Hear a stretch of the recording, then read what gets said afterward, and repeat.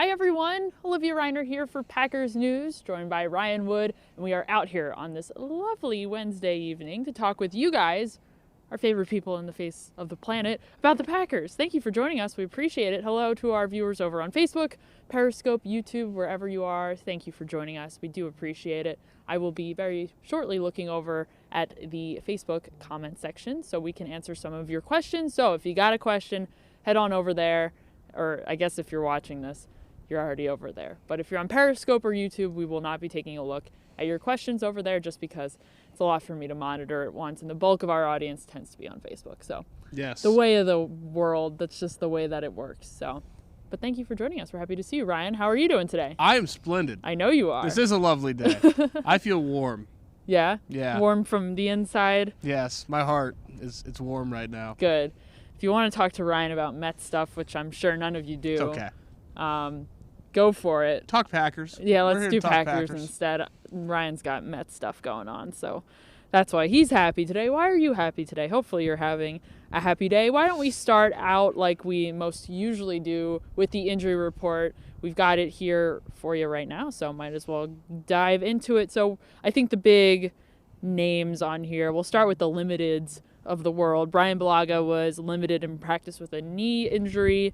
He has been nursing that injury since he left the game early against San Francisco. So he played last week, played all of the snaps against the New York Giants. It's good to see that he was out there and able to play in those elements, but it's clear that the knee is still a factor right now. And that's actually more than what we saw, because the early periods of practice today, when we were able to watch practice, he was not out there. So he came as, we don't know what he did, but he was able to practice after we left, so that's promising for him, obviously. Yes, so also limited in practice today was Kevin King with a shoulder injury and Mercedes Lewis, and that was veteran rest. And then also another veteran rest guy was Tremont Williams. He didn't practice at all. Jimmy Graham was listed with a calf slash wrist injury, did not practice. And then Ryan Grant, someone who hasn't historically been on the injury report, was out with an illness today. So those are the big names who did not participate or were limited in their participation. I would say overall pretty decent. Again, I think Jimmy Graham has been on and off the injury report the entire season. Yeah. He wasn't a participant today, but he's been pulling it together, I would say, throughout the season. There are no significant injuries on this team right now. It's the best way to say it. There is. It's a healthy team.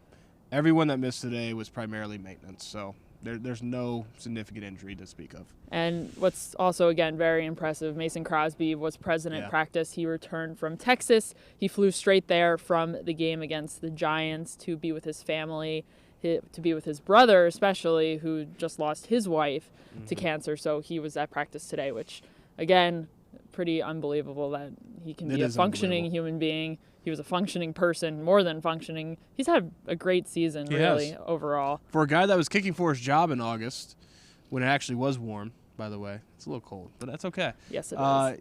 It's been a remarkable year for him on the field. Obviously, he's had some stuff off the field to deal with and be there for his brother, but on the field, he's kicked like a Pro Bowler. Absolutely. So we'll pivot to Facebook right now to take some of your questions. We'll start with Matt. The Trevor Davis debacle lives on. Not a question, just a thought. It's an interesting situation. So worth noting that today at practice, Tyler Ervin, who the Packers recently picked up off of waivers, he was originally on the Jacksonville Jaguars. He's been bouncing around a little bit, but he is primarily a return specialist. So he is a running back. I think our Jim Ozarski just said he's run the ball. He's had like 4 or 5 touches in his entire career. So this guy is a specialist, first and foremost. So he was present at practice today. Matt LaFleur made it pretty clear that he is going to be both the guy on kick and punt returns. So worth noting. But yeah, Trevor Davis, very coincidentally yesterday, was released by the Oakland Raiders, and he was picked up, I believe, today by the Miami Dolphins. So he joins James Crawford, a name from the past, over in Miami. The Packers really can't do much worse when it comes to the return game. I believe they sit at -8 punt return yards at this point. They could always be -9, but sure. really not. What's a yard here or there? So it's historic. Can Irvin bring anything to this return game? Well, he can't possibly do worse. It's impossible, right? There's no way in God's green earth that he could possibly be worse than what they've been. So that's positive. It's never been just about the returner. It's a lot more. It's everything, frankly. The blocking hasn't been good. Sean Menenga said that the scheme has been really conservative, which doesn't tailor itself to returning punts. That's why they have the fewest returns in the league. So can't possibly be worse, but I do think that this is a guy who's returned both kicks and punts, and he specializes in that. And if he gets a 4-yard punt return, he'll have the longest punt return that Packers have had all season. That's all he's got to get. 4 yards. 4 whole yards. 4 whole yards, not half yards. 4 whole yards. Right. Tremon Smith set that record last week. Three yards. Whole yards. 3 wow. whole yards. 3 whole yards, and then he also did fumble the ball out of bounds. The problem is that if he gets 4 whole yards, that'll only get him halfway there to breaking even on the year. All right. So there's a long work uphill to be climb done for them not to make history. So we've got a couple of commenters here asking about Marquez Valdez-Scantling. We've got Ryan asking, why is MVS such a disappointment? Andrew says, will Ryan Grant play? MVS has been disappointing. So there's a common word that's being used with Marquez Valdez-Scantling. He, earlier this season, sustained an injury, a lower body injury. It's escaping me what exactly. Knee and ankle. Okay, so truly lower body. The whole thing, yep. How much of it do you think is the injury? I mean, you think of Devontae Adams, and you think of his second season in the NFL, and I believe he also sustained an injury and kind of wrecked his entire season. How much can be pegged on the injury, and how much is that just an excuse? Is there an ability for him to rise above that? Well, when you have an injury and you're primarily a deep threat, it's going to affect your speed. So the fact that we haven't seen that, I think the injury does play a part. I mean, he's 100%, so it definitely plays a part. But his route tree, we've never seen anything but deep from him. So, not saying he can't do it. I don't know if he can or not. We just haven't seen it. And so, because of that, I don't think it's all injury. I mean, this is a young receiver that he's got to be able to show that he can run more than just go, or deep stuff in general. So, he hasn't done that yet. Mm-hmm. Remains to be seen. And that being said, we'll go back to what Andrew said. Will Ryan Grant play? Well, Ryan Grant being on the injury report with an illness certainly doesn't help his case for being active on Sunday. He hasn't been active at all for any of these games. Why haven't the Packers just given him one shot? You're asking the wrong person. They must be seeing something in practice that it's not worth throwing him out there, because I have nothing for you there. It doesn't make sense to me at all. Why? With the lack of depth you've had at receiver, and a guy in Ryan Grant who, look, he's not a world beater or anything, but he's a journeyman. He's played in this league. He has produced in this league. To not give him a look, it doesn't make sense to me. Other than they must be seeing something in practice. I don't know if it's picking up the playbook. I don't know. They won't say. But there's got to be something, because it doesn't make sense to me. It's not like this is the 2011 Packers receiving core and they go 5 deep all the way to James Jones. I mean, it's not that. So I don't know. So speaking of people that have been largely absent, Walter wants to know, where is Oren Burks, inside linebacker? I was looking at the snap counts from the game on Sunday, and I believe he was sub 20% of the snaps, defensive snaps. What's been going on with him? Do the Packers just not trust him? Are they not seeing something in practice? Do they like the look when they have Ibrahim Campbell in there, having that hybrid linebacker safety in there over Burks?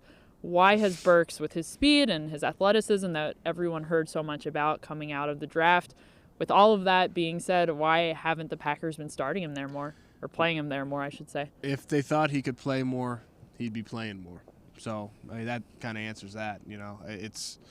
There's something that's not connecting there, and if it was, he'd be on the field for more snaps. So I have a hard time believing it's the physical, because he's big, he's athletic. I don't. The other side, he went to Vanderbilt, so he's also smart. It's not. there's something there, though. I don't know if it's how he's reading, diagnosing something there that is preventing him from playing more. And that's a big deal because they drafted him in the 3rd round to be a guy who is kind of a security for Blake Martinez and a guy that they could throw out there in coverage so that Blake Martinez didn't have to do it. I think that for a lot of the rest of the season, you're going to see the Packers defense kind of look at, Shannon Sullivan, Ibrahim Campbell, those guys rotate. Who's going to be their guy next to Blake Martinez for the postseason? Mm-hmm. We've got a question here from Josh. He asks, how will Rashan Gary get any snaps with the big free agent signings and Za'Darius and Preston Smith doing well in front of them? And they're not really taking many snaps off, which is a very good point. I think Rashan Gary's in an interesting situation, and I don't know if we can totally evaluate exactly what's going on there. Is he not getting out there on the field because of Preston and Za'Darius Smith and how many snaps they are taking? Or is it something else? Is it because Rashan Gary really just isn't making the impact that Mike Pettin wants him to when he is out there? Well, he's definitely not forcing his way onto the field. He's not forcing Mike Pettin to play him more. They haven't needed to. They have the luxury of patience because the Smiths have been basically Pro Bowlers this year. But no matter that, if Rashan Gary was producing, if he was playing at a higher level, then he would be getting more snaps, and he's not. So you've seen the Smiths carry a large load throughout the season, and they've done really well with it. But Rashan Gary is a guy who he's not forcing his way onto the field. Mm-hmm. Mark says that Rashan Gary is a bust. We've gotten lots of those comments. Too early. Is it? That's my question. Yeah, is it too early? December of his rookie year. You don't know yet. Yeah. I don't know. He might be. It's possible, but it's way too early to definitively say, oh, this guy's a bust. Or no, it's a long way to go with that. If you're just joining us, JJ is asking if there's any news on Trevor Davis. It does sound like the Miami Dolphins have picked up Trevor Davis after the Raiders released him. So at least for now, no future here in Green Bay. Yeah. So worth noting. Matthew asks, I don't know, Ryan, we've been getting a couple contract questions as of late, and I don't know if you're there mentally yet, if you have moved on from this present season. Okay. So Matthew asks, will Mason Crosby get a new contract? The way that he's been kicking this year, is it safe to say that he will, or Probably. Is he getting up there? I know. He's shown that he has it. It's fascinating how much has changed in a couple months, right? Because he was kicking for his job in August, legitimately kicking for his job, and now he's a guy that is in good shape there, I think. All right, well, guys, it's cold. I'm a little chilly. Not gonna lie, my hands feel like they're about to fall off. My hand looks like a tomato. I need to stop scrolling. A couple people telling Ryan that he needs to get a new hat. I will just put that out there. It keeps my ears warm. It keeps my ears warm. Other hats also keep ears warm. I don't have any other hats. Well, the Christmas gift. Y'all buy me a hat, I'll wear it. Although we're not allowed to wear Packers. Not wearing Packers. Buy me a hat. It's not the Packers. No NFL teams. And no NFL teams. Nothing obscene. I'll wear it. I should get Ryan a hockey hat. Ryan's a big hockey fan. How's that any different? Like, is it just NHL or like a team? I'll figure it out. I'll pick one. Okay, because I'm not gonna trade one team for another. Yeah, well, I'll pick a team for you. If I didn't have this hat on right now, my ears would be numb. I don't know how you're doing without the gloves. It's a little cold, yeah. All right, for the sake of Ryan's hands, we'll end it here, guys. I feel it back in my hand here. Thank you very much for joining us. We always appreciate chatting with you guys. Make sure you're checking out PackersNews.com for all your Packers coverage. Follow us on all of our social channels so you get all of those Packers updates right to your phone, to your laptop, wherever you are consuming our stuff.